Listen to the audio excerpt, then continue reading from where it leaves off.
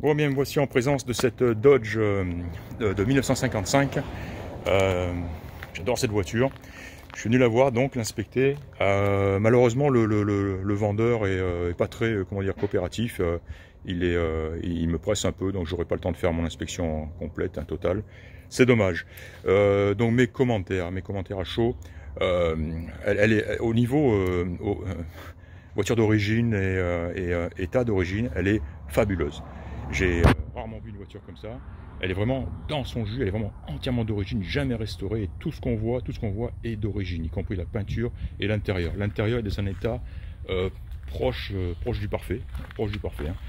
Tous les compteurs, tous les voyants, le volant est magnifique, banquette, ciel de toit d'origine magnifique, somptueux, impressionné. Même la radio fonctionne, le chauffage des embuages, le klaxon, tous les voyants, je disais, toutes les jauges, les essuie-glaces, tous ces petits détails. Et entre autres, ces voitures des années 50, il y a toujours quelque chose qui ne marche pas. Entre autres, c'est soit les essuie-glaces, soit le système de chauffage des embuages, hein, où toutes les commandes sont un peu grippées, un peu difficiles à manipuler. Alors que là, on a l'impression que c'est comme neuf.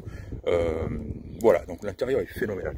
Extérieur aussi, les 4 fenêtres montent et descendent sans effort. Elles sont hyper bien réglées. Les portes s'ouvrent et se ferment sans aucun effort.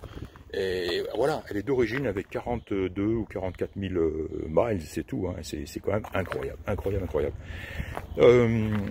Je viens de la conduire. La conduite m'a laissé une moins bonne impression. Probablement aussi dû au fait que elle est équipée de pneus, de 4 pneus.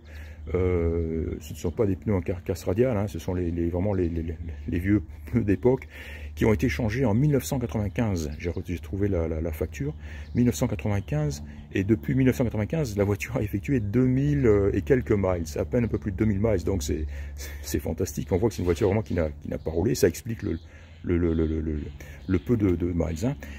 Mais bon, ces pneus déjà, qui d'une part, même neufs, je le sais parce que j'en ai sur ma Mustang, qui sont magnifiques, mais même neufs ne sont pas des pneus idéaux obtenus au niveau confort de route. Mais quand en plus ils ont 25 ans, bon, ça explique en grande partie cette impression que j'ai eue à la conduite, qui n'est pas, bon, la voiture, il y a peut-être un peu de jeu à la direction aussi, hein, donc elle n'est pas... Voilà, la conduite pourrait être améliorée grandement, d'une part si on changeait ses pneus, et aussi probablement si on revoyait un petit peu ce qui se passe au niveau de la direction, hein, du train avant, quoi. Sinon, autre chose, alors là, une méchante fuite d'échappement, j'ai l'impression que c'est vraiment en bas à la jonction du collecteur d'échappement et de la ligne d'échappement.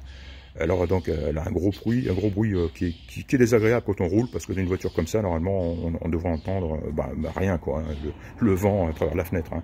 Et bon, là moi j'aime pas trop, donc toute évidence une fuite d'échappement. En plus j'ai trouvé que le silencieux qui est sous la voiture pendouille un peu, il est assez bas, donc à mon avis il faut revoir l'échappement sur cette voiture, hein. Donc deux points qui m'ont pas plu. La conduite, et les freins aussi. Les freins sont probablement à revoir parce que la pédale est un peu spongieuse. Ça s'améliore quand on pompe, comme on dit, hein, mais petit problème de frein aussi à revoir. De toute façon, rien d'anormal, hein, une voiture de 65 ans, je crois. Tout à fait normal qu'on ait à revoir certaines choses telles que le train avant et les freins, bien sûr, hein. Mais sinon, elle est fantastique. Alors j'imagine cette voiture confiée à un professionnel du detailing, hein, comme il y en a ici, comme il y en a en France aussi. Je parle d'un travail qui coûterait probablement facilement entre 2 500 $, quoi. Mais alors la voiture serait fantastique. Compte tenu du fait que tout est d'origine, c'est un véritable trésor, à mon sens, à mon avis, hein. Voilà. Malheureusement, j'aurai pas le temps d'en faire. Je pense que cette vidéo est déjà pas mal, quoi. Elle explique pas mal les choses. J'aurai pas le temps d'en faire trop de photos. Le gars est pas trop sympa et il me pousse un peu. J'aime pas ça du tout. J'ai deux doigts à lui dire salut mon gars.